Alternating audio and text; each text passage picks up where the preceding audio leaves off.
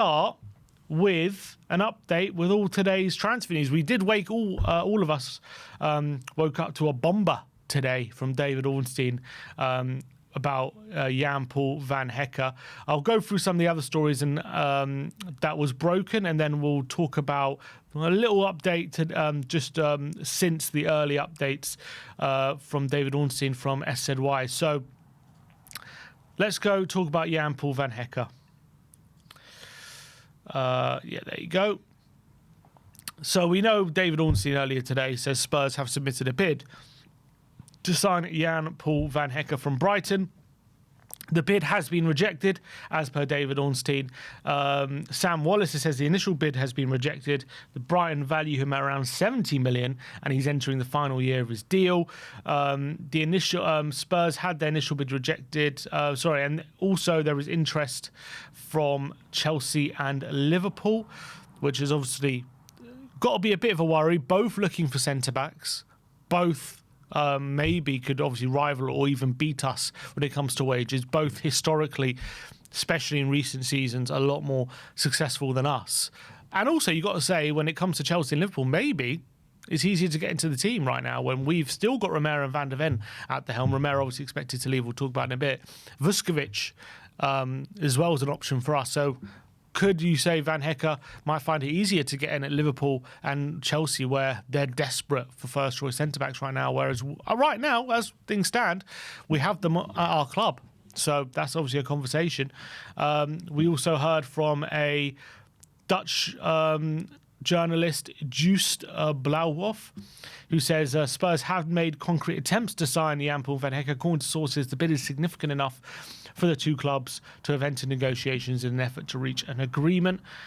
This was all earlier today, so that was obviously a lot of reliable sources suggesting this Jan Paul van Hecke transfer is hotting up. And that Dutch journalist also said the deal is likely to happen before the World Cup, which that was pricked a lot of people's ears. Okay, wow, Spurs moving very quickly. Now there has been another update. This is from SZY and ITK on X. He's claiming Brighton's valuation of Jan Paul van Hecke is 50 million with 1 year left on his deal. Unaware of the exact number, but told that the fee bidded was just below that valuation. As reported in April, players have always been keen on a move to Tottenham. All parties believe a deal will be struck. And he says Van Hecke has been of interest since last summer. We have heard Van Hecke has been linked with Tottenham for a long, long time. Many, many windows Tottenham have been interested. But now Roberto De Zerbi is at the helm. Roberto De Zerbi obviously managed him at Brighton when he was in charge there. Now he's at the helm at Tottenham. People have put two and two together and suggested clearly he's going to want him. Now, Van Hecke's, I feel like, really grown as a centre-back ever since De Zerbi's even left, because I think when he was there, De Zerbi, he was not quite the player he is now. I think he's had a lot of learning too. He still, makes mistakes. He's still not the perfect defender, but I think De Zerbi was the one who really saw the potential in him. I think he brought him to Brighton, and he's gone from strength to strength. And I really believe he's become one of the top centre-backs, outside of the top six for sure, the big six, but definitely in terms of on the ball, he is a phenomenal centre-back. The stats speak for themselves. We're going to go through the stats a bit later, but the stats speak for themselves. I was taking a very close eye watching him when we played them late in the season, because I knew we were linked with him, and I really wanted to say, okay, I'm just going to be a bit of a player cam. I'm going to really watch Van Hecke against us. And obviously we played quite well in that game, but I was taking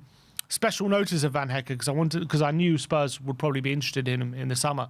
And I have to say, I was really, really impressed. His passing in between the lines was phenomenal.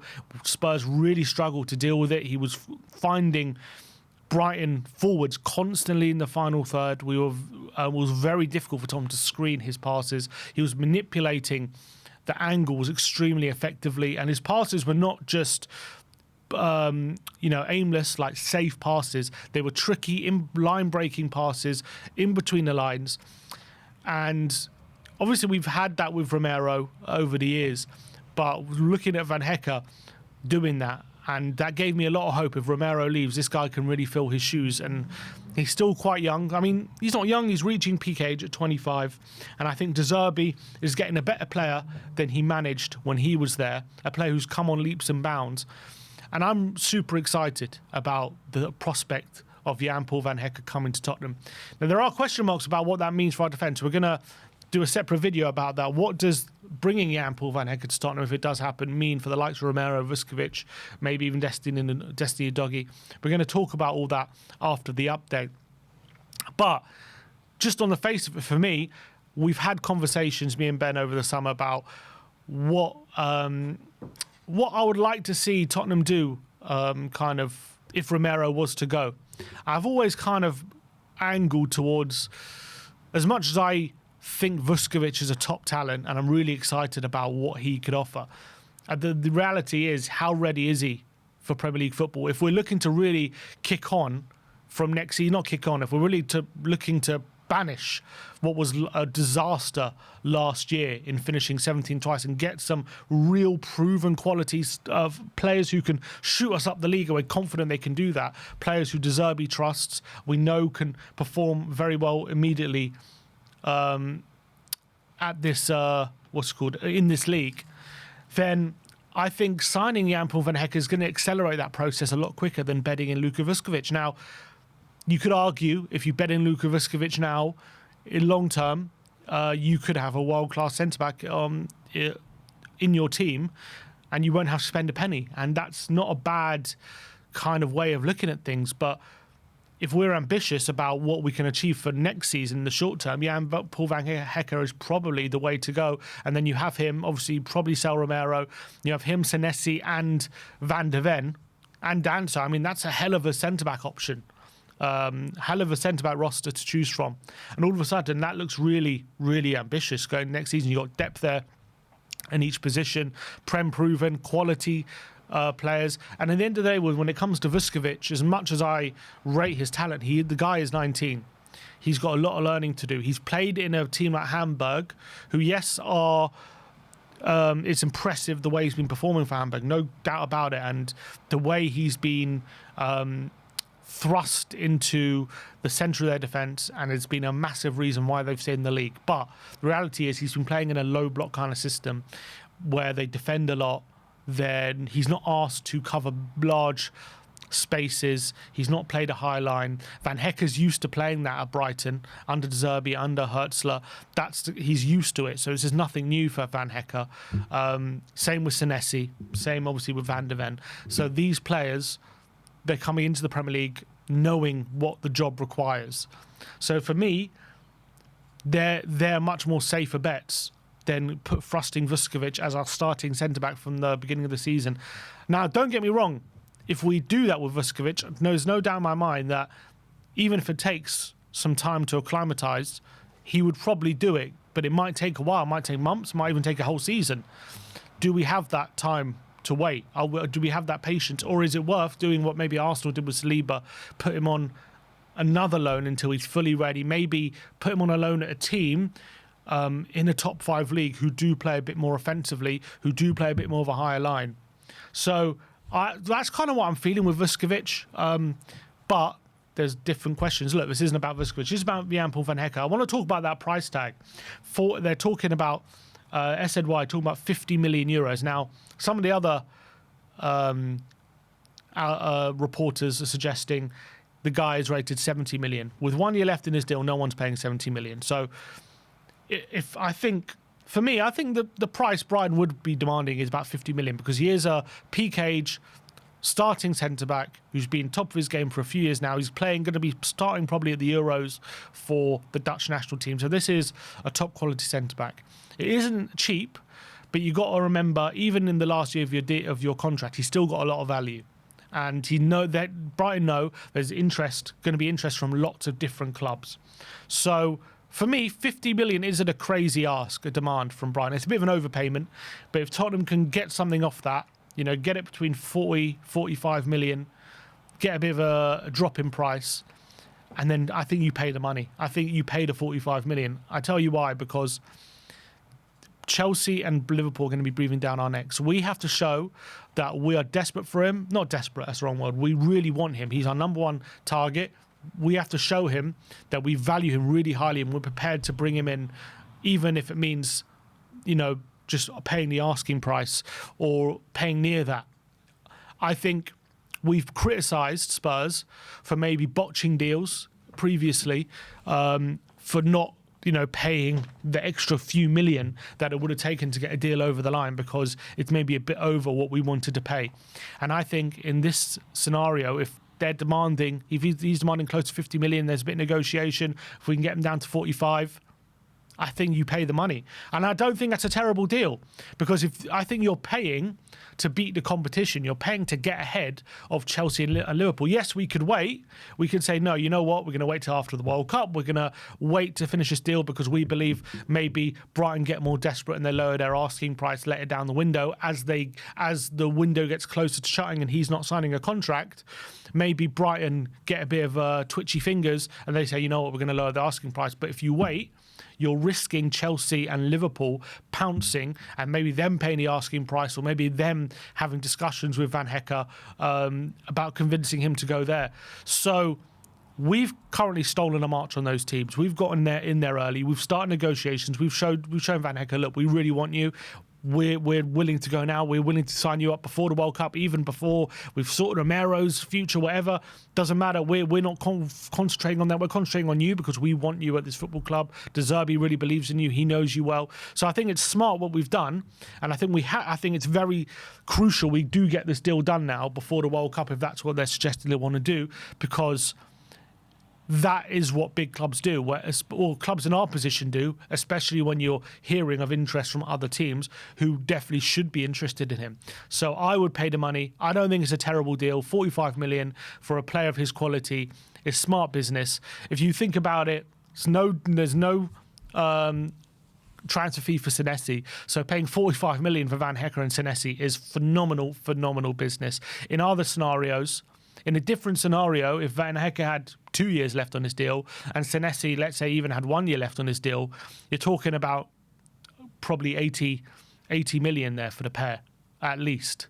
You're probably looking at that. You're looking at probably 60 million or 70 million, as suggested, for Van Hecke, and you're looking at close to 100 million, because maybe even 30 million for Senesi with a year left. So to get those two for 45 million is phenomenal business if we can get Jan Paul Van Hecke over the line. So that is my take on Jan Paul Van Hecke. I'm going to have a different video after the update about what it means for all the different defenders and what the different permutations. But let's carry on with the update. Let's talk about Cuti Romero. So Cuti Romero, SZY has been talking about him as well. And he says about Cuti Romero is expected to move on. The move has been expected since January. Obviously, this is in light of the news of Jan Paul Van Hecke. The move advancing very, very quickly. No surprise to anyone that Romero is the one who's expected to depart and expected to move on to pastures new this summer. For me, I think it is a shame. I know a lot of people out there are not fussed and want him gone or are happy to see the back of him. I'm not kind of in that camp. I'd like to see him stay if circumstances were different. I think personally he's perfect for Zerbi. I think he is one of the best ball-playing centre-backs there is. I know Van Hecke's great, but I think Romero's every bit as good, probably better, to be honest. And I think he's just a better player than Van Hecke. But there is no beating around the bush. There's no getting around that he's made way too many mistakes this season. His heart maybe isn't quite in it right now, judging from what we've seen of him this season.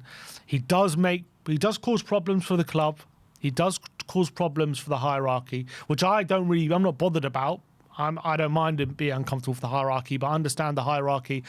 There's going to be a willingness for them to maybe want to sell Cuti Romero after this season. And if we can get a fee, this is a player, probably, look, if we're looking to recoup some money to fund part of the window, he's one of the ones you're probably looking at who you can get a good fee. There will be some interest in. So with the news of Van Hecke, it does make sense. Romero moves out, Van Hecke comes in, like for like, and then we all move on. We get some fresh blood with Van Hecke, someone who maybe wants to be here, wants to play under De Zerbi, is excited about being at Tottenham, sees Tottenham as a step up in his career and the next step, whereas Romero, he maybe sees Tottenham as someone holding him back, and maybe a club where he could be doing better. Is that the case? I think under different circumstances, I think De Zerbi could convince Romero to stay. I think Romero would love playing under De Zerbi. I think Romero would be perfect for De Zerbi. I think De Zerbi would love someone of Romero's mentality at centre-back, and I think it could have been a match made in heaven. But unfortunately, sometimes in football, just timing is everything. And unfortunately, the timing of De Zerbi coming in, and I think our view is clouded a lot with his injury, because he got injured in De Zerbi's first game. And if you cast your mind back to when De Zerbi came in, a lot of people were saying Van de Ven, not bothered if he goes, his mind's not in it, he's in a bad way. The difference with why people have flipped on Van de Ven and maybe not Romero is because Van de Ven showed under 7 games under De Zerbi that his attitude's completely flipped, and what an amazing player we all know he is. But he showed under De Zerbi what a brilliant that his mind is completely flipped, and he's now back and he's playing again, and he's playing back to the best of his ability. He believes in Roberto De Zerbi. He believes in the way De Zerbi wants to play, and he looks like full of belief again, whereas Romero got injured in De Zerbi's first game, a bad knee injury, and didn't play any of the 7 games. If Romero had played those 7 games and played as well as Van de Ven had, maybe we're having a different conversation here. Maybe we're talking about, or maybe the fans are talking about, look, we need to keep Romero. He's such a phenomenal player when his mind's in, all that kind of stuff. But because we never saw a change in Romero, because we never got to see him under De Zerbi, I think the narrative has not been there for Romero as it has been for Van de Ven. So I think at the end of the day, Romero probably looking like he wants to leave. He wants to maybe go have a spell in La Liga. I think the club want to sell him. It looks like we're going for Van Hecke. Makes sense for everyone that Romero parts ways. I'm not the one. I'm, for one, want him to stay if there's a possibility of it, which we'll go into. Could there be, which we'll talk about later. But I'm not stupid. I'm not naive. I think the likelihood is, I think it's pretty certain now with the Van Hecke news, he will be moving on. And it's about finding the right club for him, getting the right price, and reinvesting that money, which is likely to be pretty much going to pay for Van Hecke. So that is the news on Cuti Romero.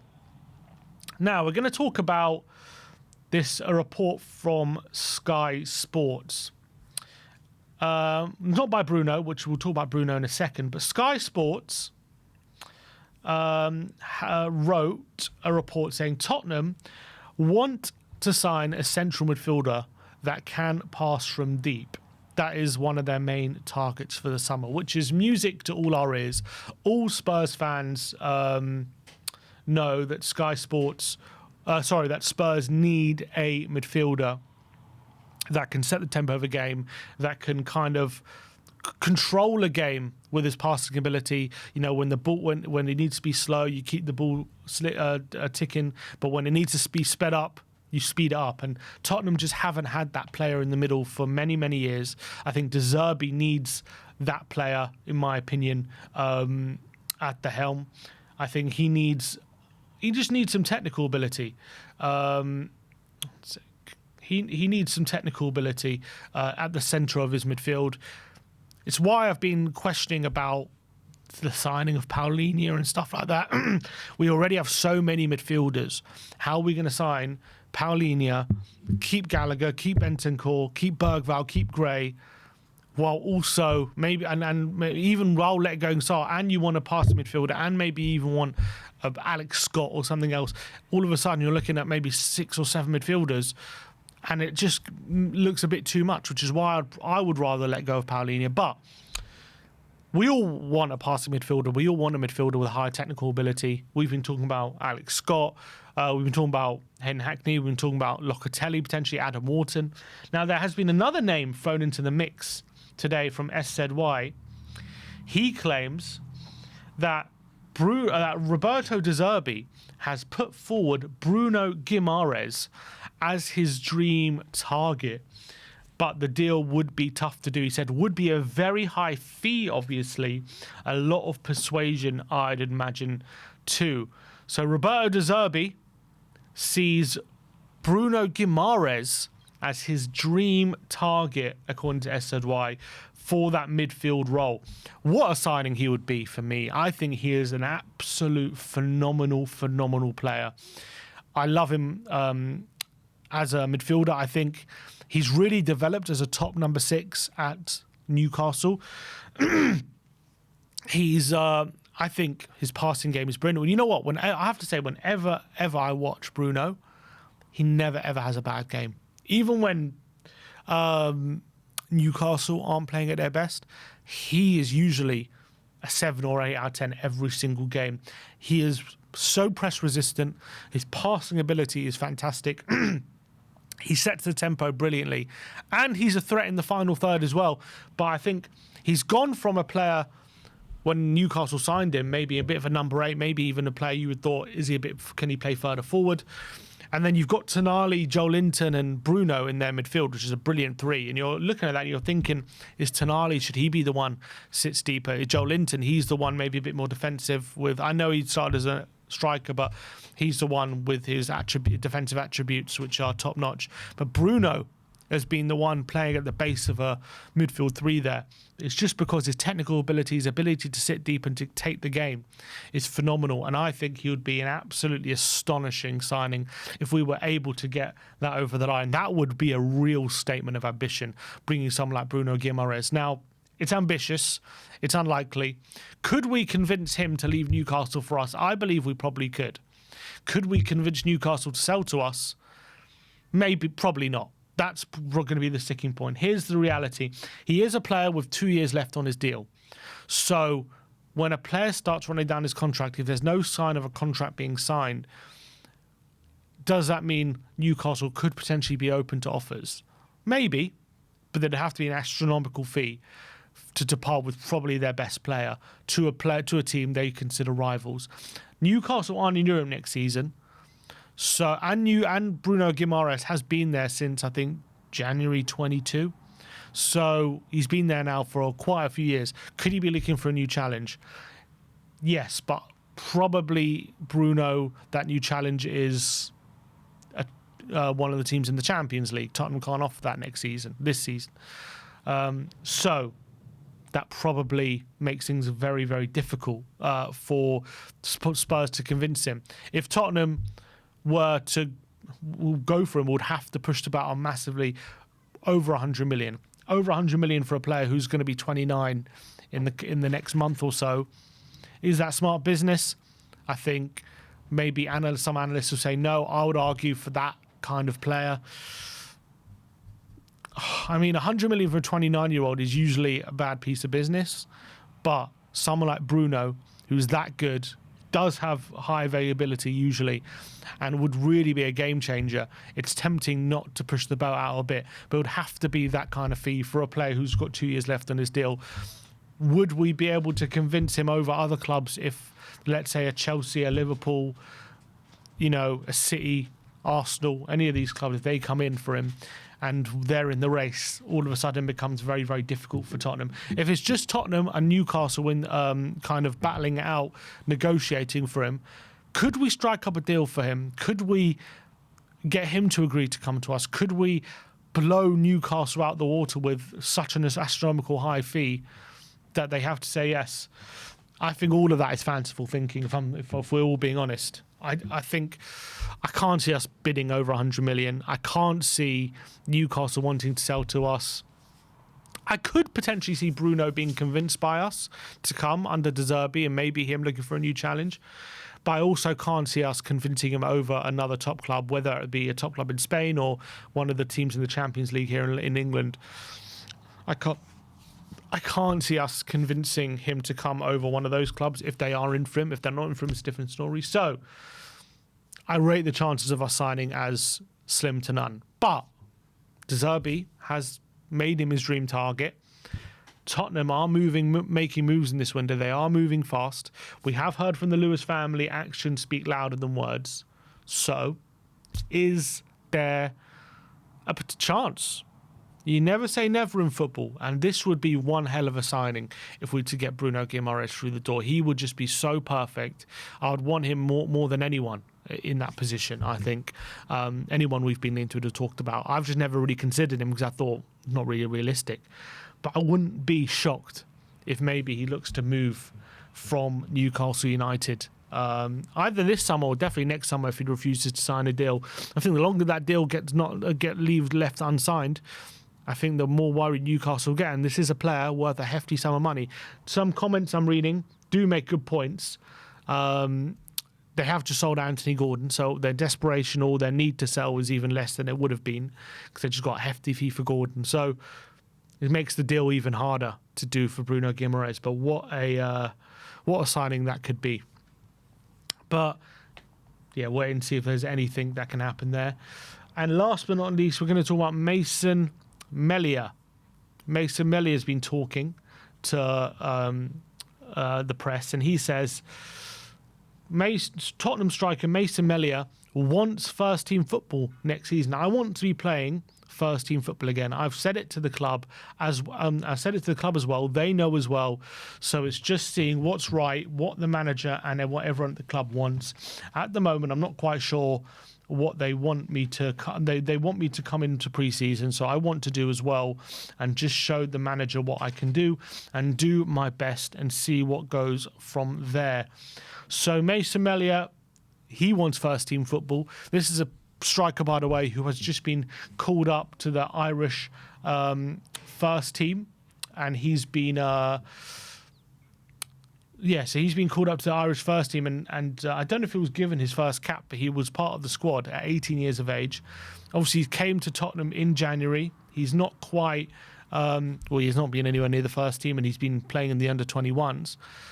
I highly doubt he's going to be part of the Tottenham first team, so maybe there is going to be a loan deal in the offing for Mason Melia. But he is clearly very, very certain of his own kind of potential and his own quality, and he wants first team football next season. I'm guessing that's away from Tottenham, and that's probably going to be probably on loan. But keep an eye on Mason Melia because he is making moves. Just been called up for Ireland. A lot of people are very excited about him. So Mason Melia, that is what he's had to say on his future for next season. But that is all for today's Tottenham update. Let me know in the comment section below your thoughts on everything we have discussed in that Tottenham update.